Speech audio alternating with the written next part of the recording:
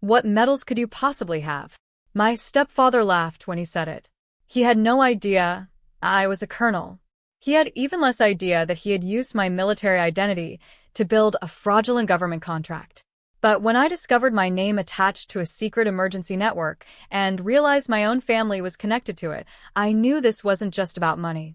Someone had been waiting 19 years for me to find the truth. And that night, I was the only person who could shut the system down. If you were in my position, would you expose your family or protect them? Tell me in the comments, and subscribe for the next story. The first time my stepfather asked what medals I could possibly have, he was laughing. My name is Olivia Kwan. I was 38, a colonel in the U.S. Army Reserve, and had just returned from a command conference when I walked into my mother's birthday dinner. Dorian Voss, my mother's husband of 11 years, sat across the table. He was 62, owned Voss Civic Solutions, and liked reminding people of his connections. My mother, Celeste Kwan, sat beside him. My half-brother, Keaton, was 26 and worked as an emergency dispatcher. Dorian glanced at my uniform. So, Olivia, what medals could you possibly have? The table went silent. I've served overseas. I know. Then you know better. He smiled. I know you have a uniform. He ignored the warning in my mother's expression. Seriously, you're a reservist. You have a civilian life. You don't exactly spend your time in combat. I studied him. Colonel. His eyebrows rose. What? You asked what I could possibly have. I pointed toward my insignia. Colonel. He laughed. That isn't a medal. No, I said. It isn't. Later, while my mother opened her gifts, he added, you should tell people what you actually do. It gets confusing when they assume you're some kind of senior military authority. I don't let people assume anything. Good. At 10:43 that night, Keaton knocked on my door. What is it? He pulled out his phone. Dorian uses your name. For what? He's bidding on a statewide emergency communications contract. He showed me a document. At the bottom was a sentence that made me sit upright. Military coordination reviewed and approved by Colonel Olivia Kwan. That isn't true. I know. He scrolled to a photograph of me in uniform. Under it was a statement attributed to me. I had never said those words. Did Dorian make this? I'm pretty sure. I have more. The pages listed satellite units and command terminals. My name appeared beside several entries. Did I approve these? No. Did the Army? I don't think so. Who accepted the proposal? That's the problem, Keaton said. Someone inside the county is treating your name as legitimate. The next morning, I drove to the County Emergency Operations Center. A woman met me. Colonel Kwan? I'm Mara Ellison, County Emergency Director. She led me into a conference room and opened a binder. I need you to tell me whether you authorized any of this. The first pages showed my photograph and a claim that I had evaluated Voss Civic Solutions' emergency platform. I have never evaluated their platform. I suspected that. Why? I know your service record. Your stepfather submitted this proposal 6 weeks ago. It claimed the company had direct military consultation and Army review, all supported by references to me. Who approved this? We're trying to determine that. She slid an approval trail across the table. One name stood out. Evan Rusk, the county procurement director. I knew him. My phone vibrated. A message from Keaton. Don't confront Dorian yet. I found something worse. I called him. I checked the vendor records, he said. There are payments from Voss Civic Solutions to Voss Strategic Holdings. That belongs to Dorian. I know. How much? Enough to suggest he's moving money out of the operating company. But that's not the worst part, Keaton said. What is? There are equipment transfers. To where? The old rail terminal. I frowned. That place has been closed for years. Exactly. Mara stood. Colonel, don't go there alone. I wasn't. That afternoon, I returned to my mother's house. Dorian was reading financial reports. What did you submit to the county? I asked. His expression changed. A proposal. One that uses my name. I mentioned your experience. You claimed I approved your system. I didn't forge anything. You didn't answer the question. He moved closer. You should be careful, Olivia. Is that a threat? No. It's family advice. That night, Keaton met me at the old rail terminal. The main entrance was chained shut, but a side door had a new lock. I pulled out a key I had found earlier in Dorian's briefcase. It fit. Inside, the terminal was dark except for electrical equipment humming somewhere ahead. Rows of new emergency communication devices filled the room. Every box carried a county inventory number. Keaton stared. This equipment isn't supposed to be here. On a metal table sat a folder. My name was written across the front. I opened it. The pages were copies of my military record, photographs of my medals, and a signature that looked like mine. But I had never signed it. Keaton whispered, "That's your signature." No. I turned the page. There was a list of my military awards, beside notes explaining how each could strengthen Dorian's proposal. I understood what I was looking at. Dorian hadn't simply borrowed my name. He had studied my entire military history. Then I heard a door close in the corridor. Keaton switched off the flashlight. Footsteps approached. A man's voice came through the darkness. "Colonel Kwan." I didn't answer. "If you're in there, you need to know something." The door handle moved. "Your stepfather isn't trying to win the contract." The door opened. I realized the documents on the table were not evidence of the whole scheme. They were only the part Dorian had wanted me to find. "Your stepfather isn't trying to win the contract." The man stood in the doorway, with both hands visible. He was about 40, wearing a gray contractor jacket. "Who are you?" I asked. "Calder Venn. I work for Northline Emergency Systems." Keaton stepped closer. "Why should we trust you?" "You shouldn't." That answer made me listen. Calder pointed at the equipment filling the room. Some of these units were supplied by my company.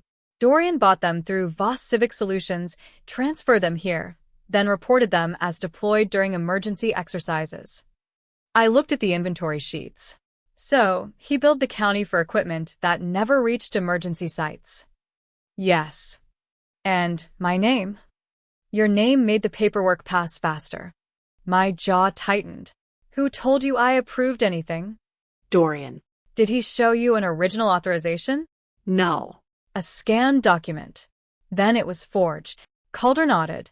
I suspected that. Why come here tonight? Because Dorian told me this terminal would be cleared before morning. All the equipment. All the records. The terminal wasn't only a storage site. It was an archive someone planned to erase. I took out my phone. "I'm calling Mara." Don't, Calder said. Why? Someone inside the county warns Dorian whenever investigators get close. He handed me a folded document. 3 days ago, an internal audit was opened against Voss Civic Solutions. The next morning, it was cancelled. I read the signature. Evan Rusk, the same procurement director who had approved Dorian's proposal. Where is the rest of the equipment? Some is in a private warehouse. Whose? Voss Strategic Holdings. Dorian's private company. Before we reached the door, Calder stopped me. There is one more thing. He showed me an email. Statewide Emergency Communications Stress Test. Final approval. My name appeared in the recipient list. I had never seen it. When is this? Tomorrow at 8.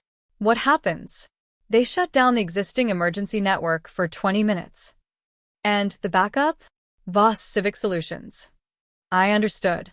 Dorian had created the conditions for a crisis, then positioned his company as the solution. He engineered the failure. Calder nodded. But I don't know why he needs control of the network. Money explained the theft. Control explained the rest. At 11:26 p.m., we left the terminal. Keaton drove while I called Mara. Did you authorize a statewide stress test tomorrow? No. Then someone did it using your credentials. Silence. On my way to the operations center. Come now. Mara met us at the security entrance. When she saw Calder, her expression hardened. You brought a contractor into a restricted facility? He found the equipment. Calder explained everything. Mara opened the county scheduling system. A test had been approved. The authorization carried her digital credentials. She stared at the screen. I didn't sign this. Can you trace it? Yes. The login record showed the authorization had been created from inside the operations center. Mara checked the building access log. One person had entered using a procurement-level access card. Evan Rusk. Mara's face tightened. There's more. She opened the approval file. A military compatibility certificate appeared. My name was at the bottom. I read it carefully. This isn't my current credential number. What is it? An identification number from an old assignment. Could Dorian have found that online? No. That information wasn't public. Dorian had access to records that should have been unavailable to him. A hospital dispatcher was calling. Director, we're receiving instructions to switch to VOS emergency channels tomorrow night. Mara put the call on speaker. Who sent them? We don't know. The message says VOS Civic Solutions is the authorized backup provider. I looked at Mara. This isn't a planned demonstration. No. It's already being treated as an approved emergency procedure. Calder suddenly checked his phone. His face changed. What happened? Dorian sent me a message. He showed us the screen. The colonel has seen too much. Make sure she stays away from the test. A second message arrived. It contained a photograph of my mother's house, taken from across the street. Under it were 5 words. Your family can be protected. Keaton stood up. He's threatening Mom. I took the phone from Calder. For the first time that night, I wasn't looking at Dorian as an arrogant businessman. He knew his plan was collapsing. Mara watched me. What are you going to do? Nothing tonight. Keaton frowned. Nothing. Not what he expects. I looked at the network map. Tomorrow, he thinks he'll control the emergency system. You want to let the test begin, Mara said. I want him to believe it is beginning normally. And then, we collect evidence before we shut it down. Can you get me inside his private warehouse? I asked Calder. He hesitated. Yes. Then, tomorrow morning, we start there. At 1:14 a.m., I reached my mother's house. Every light was off. My mother was asleep. Then I saw an envelope on the kitchen table. My name was written across it. I opened it. Inside was a photograph of me at 19, standing beside my first military unit. On the back, someone had written, "You should have stayed out of this." I turned the photograph over again. There was something else. A small red mark had been drawn around one person standing behind me. I recognized him. Evan Rusk. But the photograph was 19 years old. He had been there long before Dorian married my mother. And suddenly I understood that the story I had been investigating did not begin with my stepfather. Dorian had entered it much later. Someone else had known my name, my military history, and my family long before he ever asked me about my medals. And tomorrow I intended to find out why. The photograph stayed on my kitchen table until sunrise. At 6:10 a.m., I was back at the County Operations Center. Mara Ellison was already there. Keaton sat beside a terminal, scrolling through archived records. I found Rusk, he said. From 19 years ago? Not exactly. He turned the monitor toward me. Evan Rusk had worked for a federal emergency management contractor when I was 19. His name appeared on a support roster connected to my first overseas assignment. He was a military, I said. No. But he had access to the support teams around your unit. I studied the photograph. Why would he be standing behind us? The photographer was military. Rusk shouldn't have been anywhere near that staging area. Mara asked, could he have collected your records back then?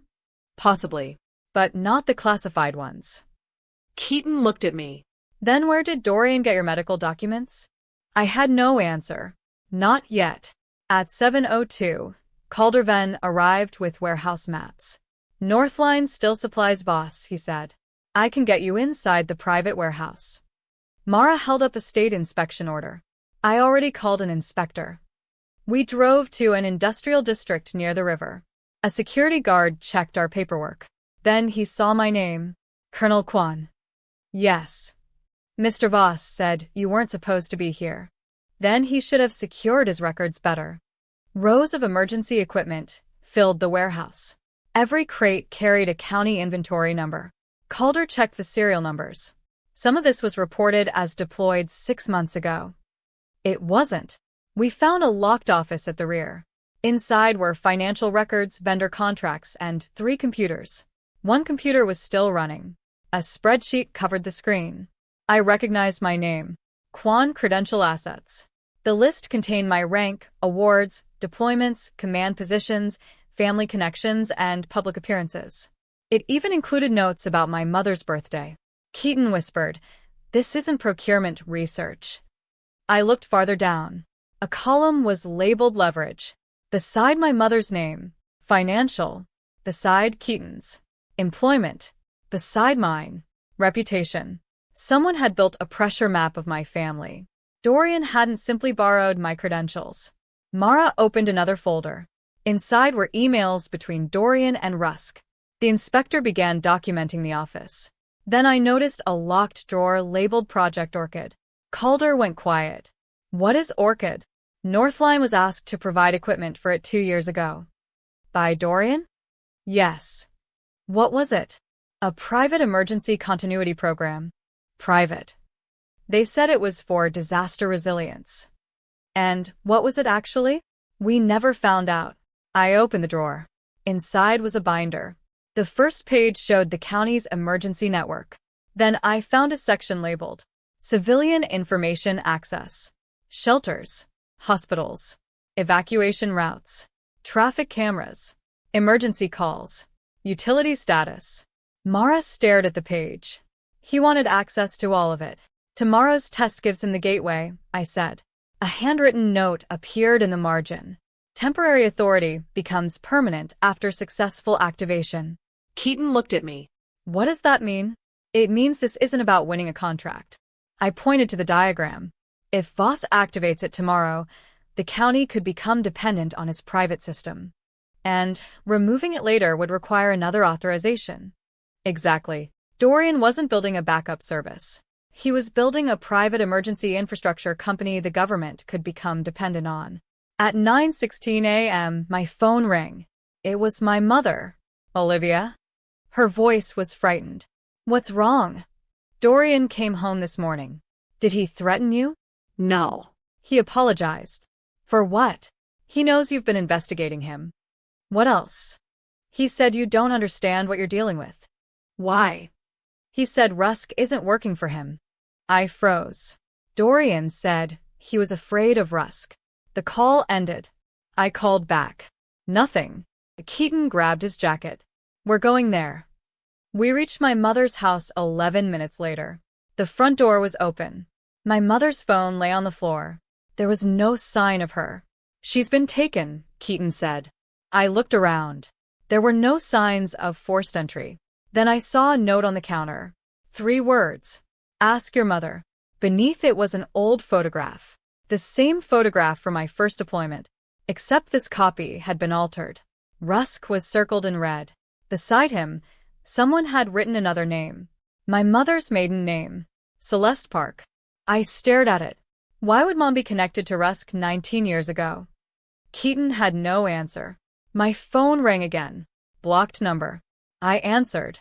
A man's voice said, "Colonel Quan, your stepfather is not your enemy." "Who are you?" "You're looking in the wrong direction." "Where is my mother?" "She went somewhere willingly." "That doesn't answer my question." "She has something Rusk has wanted for 19 years." "What?" The caller paused. "The original Project Orchid file." The line went dead. I looked at the photograph again. Until that moment, I had believed the story started with Dorian. Now I wasn't sure. Maybe Dorian had not created Project Orchid. Maybe he had inherited it.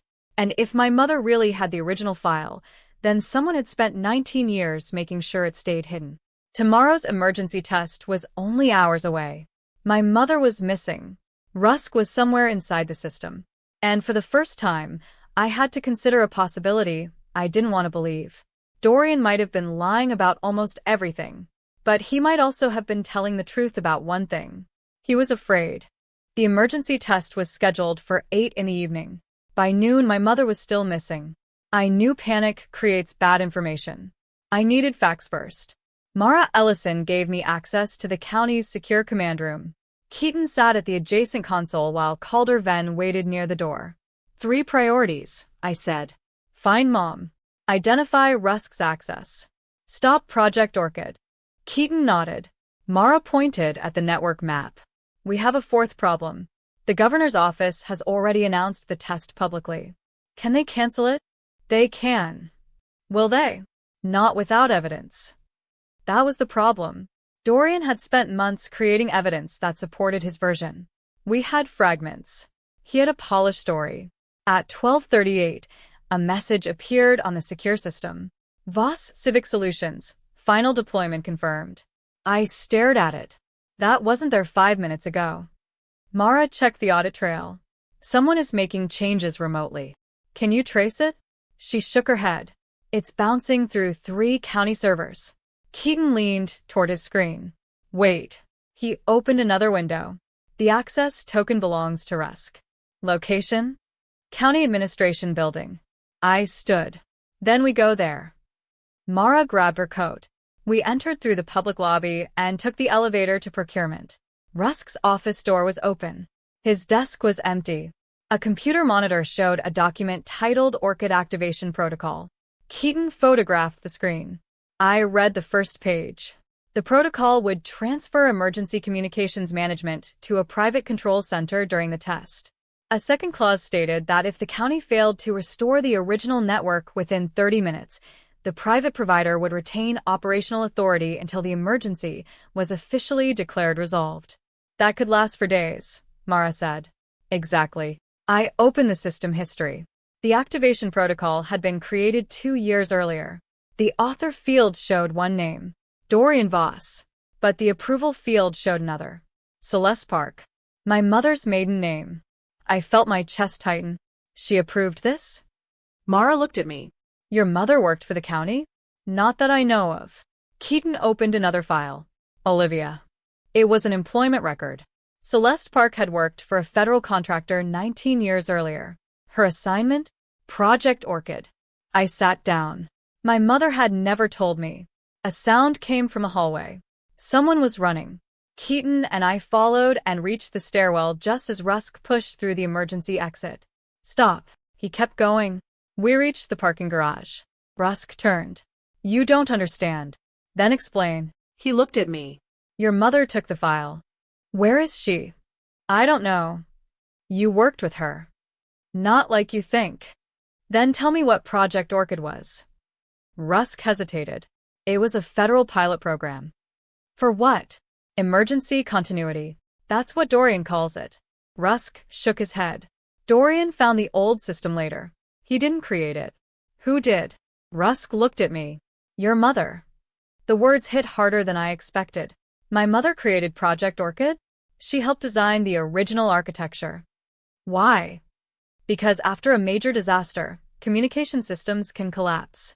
The government wanted a system that could be transferred temporarily to private infrastructure. That sounds reasonable. It was. Then why hide it? Because the pilot was terminated. Why? Someone discovered the system could be used for surveillance. I remembered the warehouse list. Traffic cameras. Emergency calls. Utility status. Rusk continued. Orchid wasn't supposed to collect that information. Someone modified it. Who? We never proved it. You're avoiding the question. I was the person who discovered the modification. And my mother? She tried to report it. Then why is she missing? Rusk looked away. Because she kept the original evidence. I stepped closer. Where is she? I don't know. Who took her? Rusk finally met my eyes. Dorian.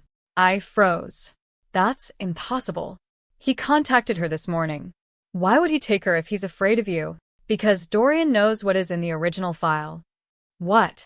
Rusk lowered his voice. Your mother's evidence names the person who altered Project Orchid. Who? He didn't answer.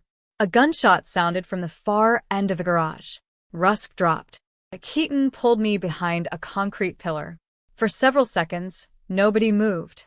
Then Rusk whispered, "Don't go after the shooter." I looked at him. Why? Because the shooter isn't trying to kill me. He pointed toward the elevator. He's trying to make you believe I was. The elevator doors opened. Dorian stepped out. He wasn't carrying a weapon. He was holding my mother's handbag. Olivia, he said. I stood. Where's my mother? Dorian looked at Rusk, then back at me. She found something 20 years ago. You kidnapped her. No. Then where is she? He put the handbag on the floor. She went to the only place where Rusk couldn't follow her. Where? Dorian looked at me for a long moment. Your old military base. I stared at him. That base was closed years ago. I know. He took a step toward me. That's why Rusk won't look there. Then he said the sentence that changed my understanding of the entire case. Your mother didn't hide Project Orchid from me. He glanced at Rusk. She hid it from the government. The building alarm suddenly activated. Every emergency phone in the garage began ringing at once. Mara's voice came through my radio. Olivia, the statewide test has started. I checked the time. 7:58 p.m. 2 minutes early. The network map on my tablet changed.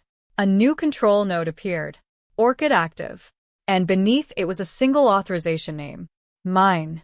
The word active stayed on my screen for 3 seconds before I understood what it meant. Someone had just activated Project Orchid using my identity. That's impossible, Mara said through the radio. It isn't, I answered.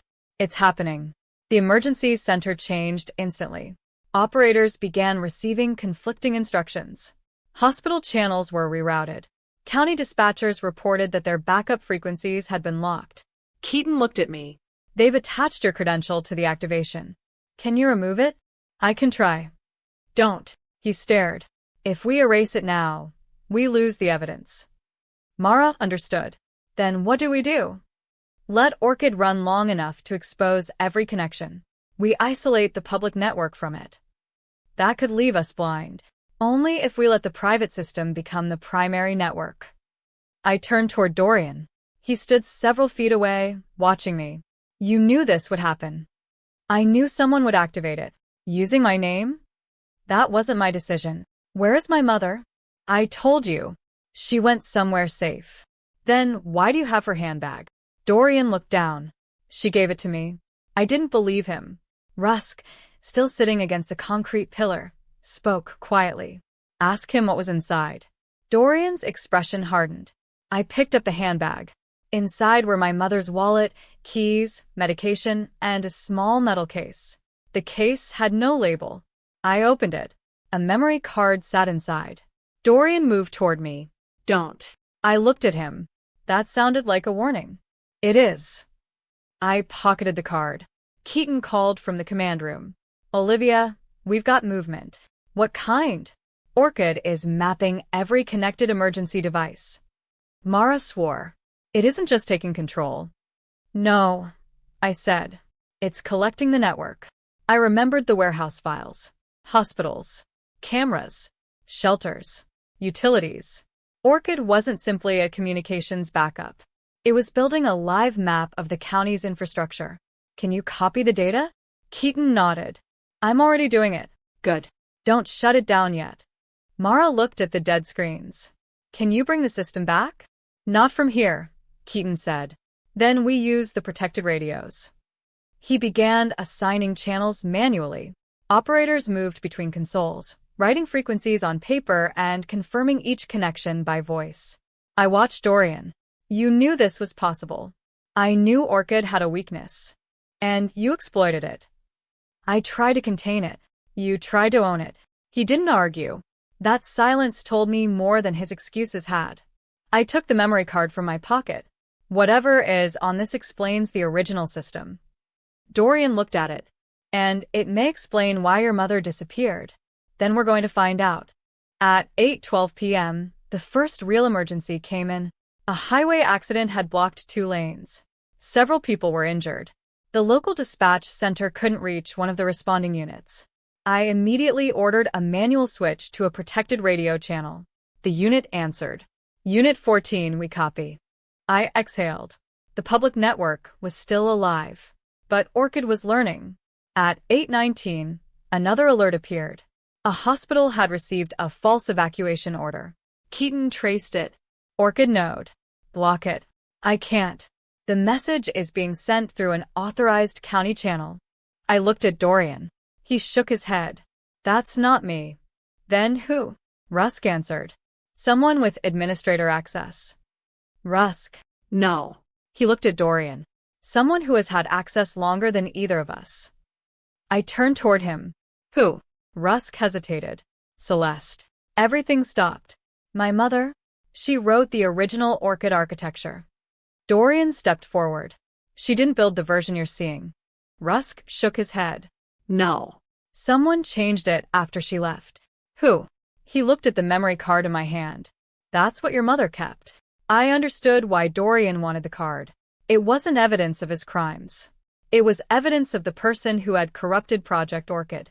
Keaton suddenly shouted. Olivia. I ran to a station. The network map had changed. One location was highlighted. Keaton zoomed in. That's where the primary Orchid server is. Mara frowned. That facility was decommissioned 19 years ago. 19 years, I repeated. The same year as my first deployment. The same year my mother worked on Orchid. The same year Rusk appeared in my old photograph. Dorian looked at me. You finally see it. I turned. You knew. I knew enough. Then why didn't you tell me? Because if I told you, you'd go there. That's the idea. He grabbed my arm. I pulled free. You're not going. Try to stop me. He stared at me. Then his expression softened. You're making the same mistake your mother made. What mistake? Believing that exposing the truth automatically makes people safer. I stepped toward him. Where is she? He finally answered. At the facility. I looked at Mara. Send a team. Dorian shook his head. Too late. Why? Because the facility has already been activated. My radio crackled. A technician spoke rapidly. Colonel Kwan, we just lost the primary county backup. Then another voice came through. Unknown system has taken control of the regional emergency network. The screen in front of me displayed a new message. Orchid Primary Authority, active. Under it appeared my name. Then a second line. Authorization confirmed by Colonel Olivia Kwan. I stared at it. Dorian looked almost relieved. But he wasn't looking at the screen. He was looking at the memory card in my hand. And I realized his greatest fear wasn't that I would stop Orchid. It was that I would discover who had designed the version now controlling the county. I turned to Keaton. Get me a secure vehicle. Where are we going? The old Federal Communications facility. Mara grabbed her radio. I'll assemble a response team. I looked at Dorian. You're coming with us. He shook his head. No. I stepped closer. If my mother's there, you're going. For the first time since I had known him, Dorian looked genuinely afraid. Then the building lights went out. Every screen went black. One final message appeared in white letters. Welcome back, Colonel Kwan. It wasn't from Dorian. It wasn't from Rusk. And it wasn't from my mother. Someone at the abandoned facility had been waiting for me. The message disappeared when the emergency lights came back on. For several seconds, nobody spoke. Then Mara said, "We move now." I took the memory card from my pocket and handed it to Keaton. Make 3 copies. Where? Secure systems only. Keep one offline. Dorian stood near the doorway. You still shouldn't go there. I looked at him. You've said that 3 times. Because you haven't understood what the facility is. Then explain it. He lowered his voice. It's not abandoned. That stopped me. How long has it been operating? I don't know. Who runs it? I don't know. Then what do you know? Dorian looked at Rusk. Enough to know that whoever is inside has been waiting for this moment. We left the operations center at 8:47 p.m. Mara drove the first vehicle. I sat beside her. Keaton followed with 2 technicians. Dorian and Rusk were in the 3rd vehicle under escort. The old Federal Communications facility was 40 minutes outside the city. At 9:16, we reached the outer gate. The fence was rusted. The warning signs were faded. But the cameras were new. Mara stopped the vehicle. Someone is watching us. I know. A speaker activated. Colonel Kwan. I recognized the voice. My mother. Mom, don't enter the facility. I jumped out. Where are you? Inside. Are you safe? Yes. Who is with you? Silence. Then she said, everyone you need to be afraid of. The speaker went dead. Dorian stepped out of the vehicle. Celeste, nothing. I turned toward him. You knew she was alive. I suspected. You lied to me.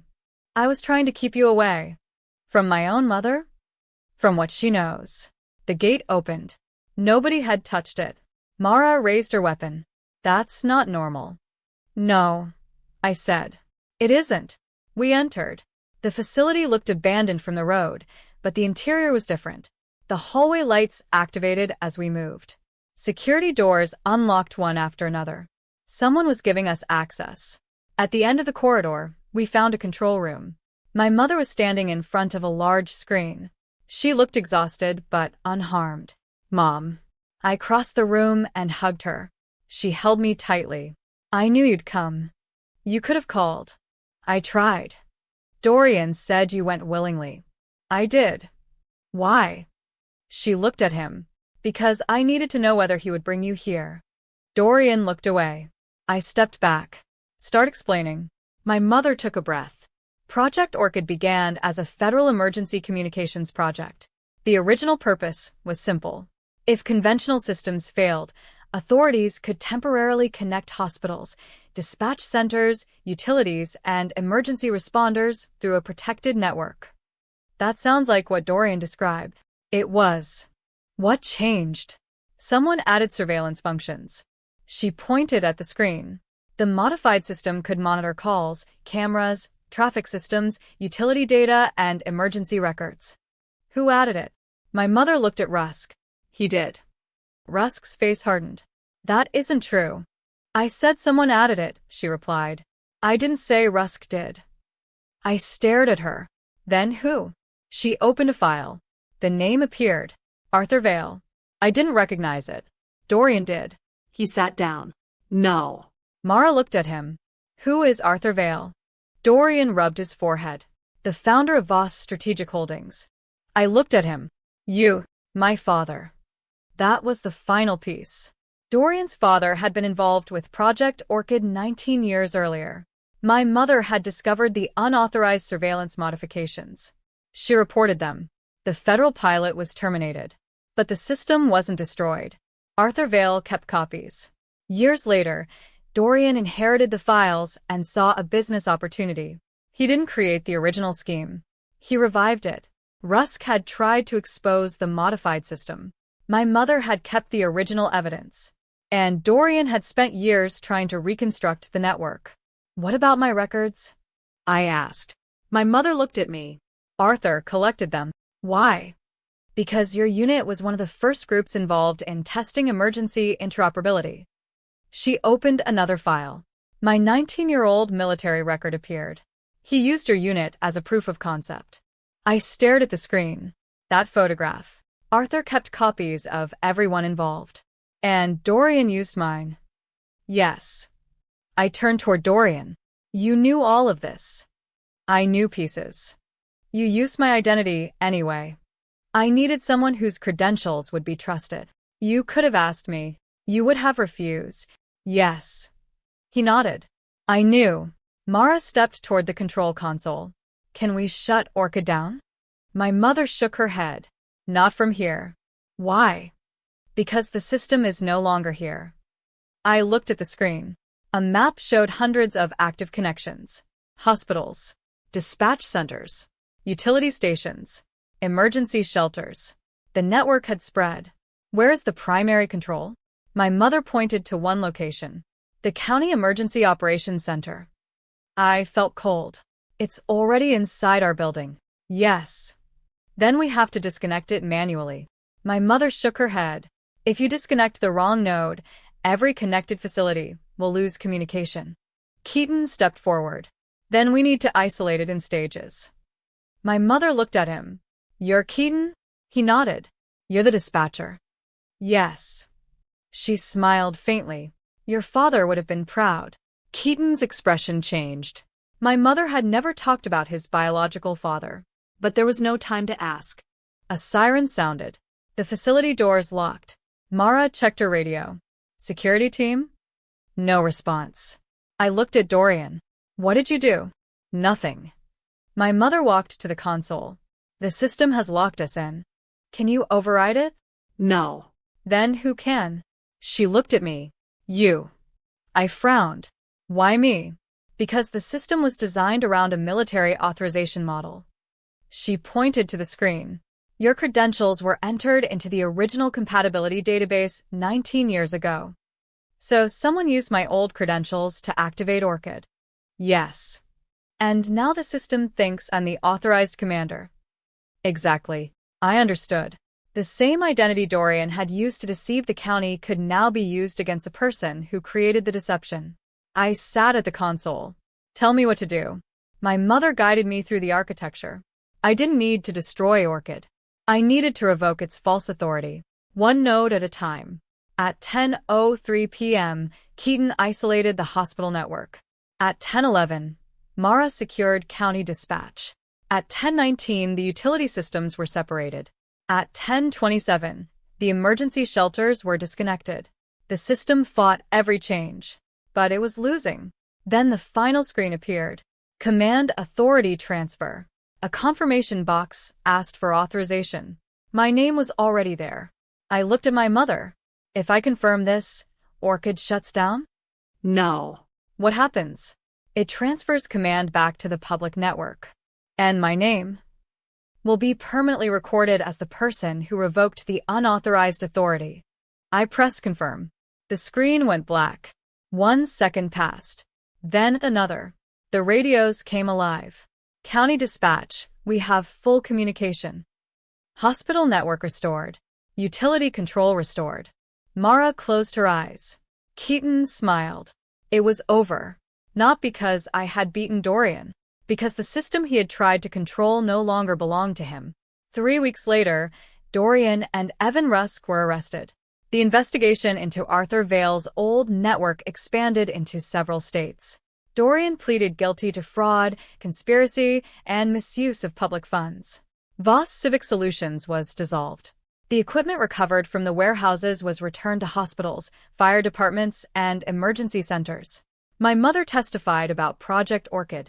Rusk testified too. His testimony helped investigators uncover the original financial records. As for Dorian, his punishment wasn't a dramatic confrontation. It was accountability. Every false contract was reviewed. Every stolen dollar was traced. Every company connected to the scheme was investigated. The reputation he had built disappeared one document at a time. My mother divorced him. Keaton became a full-time emergency communications specialist. And I returned to my unit. A month later, I stood in front of my uniform cabinet and looked at my medals. I remembered Dorian's question. What medals could you possibly have? For years, I thought the answer would have to be impressive. Now I knew better. The medals were never the point. They represented missions, people, decisions, responsibility. But the real proof of who I was had nothing to do with the medal pinned to my uniform. It was what I did when my name was stolen, what I did when my family was threatened, what I did when an entire emergency network was placed at risk, and what I did when I finally had the chance to choose between protecting my reputation and protecting everyone who depended on that system. I chose the second. One evening, my mother sat beside me at the kitchen table. I owe you an apology, she said. You do. I should have told you years ago. Yes. She nodded. I was afraid. I know. She reached for my hand. I am proud of you. I smiled. Thank you, Mom. There was no dramatic speech after that. We didn't need one. Some things are repaired slowly. Some never return to what they were. But the truth was finally ours. And Dorian's old question stayed with me. What medals could I possibly have? The answer was simple. Enough to prove that I had served, but not enough to prove that I was worthy of trust. That had to be earned every day. And if this story reminded you that titles, money, or appearances can never replace character, stay with me. Subscribe for more stories about family betrayal, hidden secrets, unexpected justice, and the moments when the person everyone underestimates finally stands up and says what is true. Because sometimes the most powerful answer isn't a medal. It's the truth.